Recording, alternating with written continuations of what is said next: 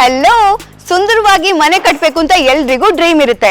ಆದ್ರೆ ಆ ಡ್ರೀಮ್ ಅನ್ನ ಫುಲ್ಫಿಲ್ ಮಾಡೋದು AV ಕನ್ಸ್ಟ್ರಕ್ಷನ್. ಆದ್ರೆ ನಾನಿವಾಗ ಬಂದಿರುವಂಥದ್ದು ಅವರ ಮನೆಗೆ.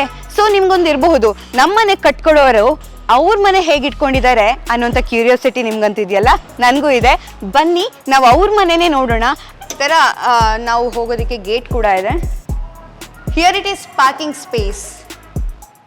Parking space was very spacious. ಜೊತೆಗೆ ಇಲ್ಲಿ ಯುನೀಕ್ನೆಸ್ ಏನು ಗೊತ್ತಾ, ಪಾರ್ಕಿಂಗ್ ಸ್ಪೇಸಲ್ಲೇ ಒಂದು ಆಫೀಸ್ ಕೂಡ ಮಾಡಿದ್ದಾರೆ. ಇದು ಕಂಪ್ಲೀಟ್ ಆಗಿರುವಂತಹ ಆಫೀಸ್ ಲುಕ್, ಅದು ಪಾರ್ಕಿಂಗ್ ಸ್ಪೇಸಲ್ಲೇ ಬರುತ್ತೆ.